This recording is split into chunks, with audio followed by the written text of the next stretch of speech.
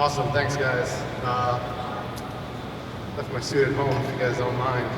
It's a little hot in here. So anyway, yeah, so we started out, we came to this building probably in about April with about 15 people. We're actually grew up to about 45 now. Our office is not this one, the one right behind us. So we just got into our office space. We're really excited about that. So I'm going to give you a quick overview of what we're doing, specifically what we're doing here, what we're building, and then what we're going to be building in the near future. So my company is Vydia, and I am Roy Lamanna. I'm the CEO and co-founder of the company. And we consider ourselves kind of a Hootsuite for video, if you guys know what that is. Essentially, the idea being is that there's video creators, and they're creating content not just on YouTube, but videos everywhere, right? So there's video, you see it on Instagram, you see it on Facebook, and whether you're like the biggest content creator or influencer, or you're just like, creating content for your family and the people you know that you're creating more video than ever before. Not only that, but you have more and more places to publish it. So what we do is that we help those creators publish their content. Now there's an extra component of video that most people don't think about, and that's the intellectual property associated with that video.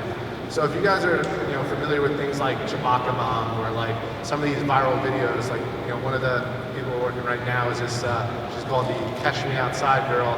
If you've seen like the Dr. Phil stuff. So this is something that kind of went viral, and all of a sudden you see it just kind of goes everywhere, right? And it's like, how did this stuff start? But more importantly, can you actually make money from it? It turns out you actually can, and that's what we're doing for quite a few people. So we go about that. All right, so we do it for over 130,000 users in 150 different countries, and we get over 1 billion views on a monthly basis. And we've only been around for less than 3 years, so we're really excited about that. Most of our creators are artists, is where we started, but now we're kind of expanding outside of that, so we're doing not just for artists, but also individual, what they call influencers, as well as someone who I'm going to be talking about, which is this latest sightings guy. So if you've ever been down like the YouTube rabbit hole before, you kind of go, you might find some really weird stuff, right? And so I see people nodding their head, and this is like one of the stuff that you're going to find that's like crazy weird, is that like, this is like National Geographic, but it's on YouTube. So like, he has a bunch of videos of like, tigers eating zebras, lions, probably lions eating zebras, like, it's crocodile versus lion. It's like these like, really crazy like outback kind of video stuff. And what he does is that he's actually based in South Africa, and he's right near Kruger National Park, which is a huge game reserve. And as a result, he gets all these videos of all this amazing wildlife that's happening. So he came to us probably like a couple of weeks ago, and he had a little bit of a problem. That problem was the videos that he was creating and he was putting on uploading to YouTube, they were getting re-uploaded by people all over the place. Not just on YouTube, but also on Facebook. And so a lot of people who are users of Facebook here probably notice that you see a lot of the videos that just kind of go in your feed, and they're all like things that you've probably seen on YouTube before. Well, someone actually owns that, and so he was like, how do I protect, essentially make money from all the opportunity that's out there? And so what we do is this. He has a file manager, and through our file manager, we allow him to connect his either his YouTube page, his Facebook page, or you can also do Instagram and live video as of this week.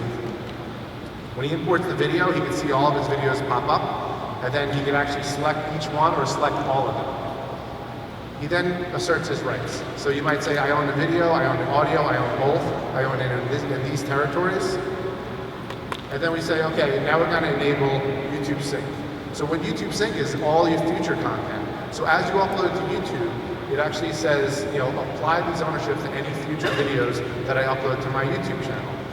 And then through our Right Sync feature, you can set your policies on these individual social media channels. So you could say, if this video shows up from another user on YouTube, I want you to monetize it. And if it shows up on Facebook, I want you to block it. Now see, the thing is, most people are protected for their intellectual property, especially when it comes to video, with a thing called the Digital Millennium Copyright Act. So it's a DMCA. It was actually created in 1997, like when all your computer could do is like play like a single MP3.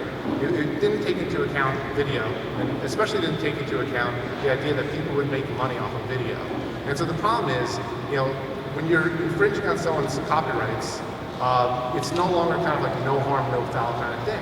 These videos, by the time these creators notice and these copyright owners realize that their stuff is being essentially pirated, and it may have tens of millions to hundreds of millions of views. And that means, I mean, that's in most cases can equate to tens of thousands to hundreds of thousands of dollars. So these are preemptive policies that essentially tell them, if you see this content on Facebook, that we are the owner and we are represented by Vydia, and we want you to take it down, we want you to monetize it, or we have a third policy, which is to track and analyze it. Now, all the user has to do is essentially look at his dashboard and either through his desktop or mobile application, track all the progress. We also give reports to show you where the video is being taken from.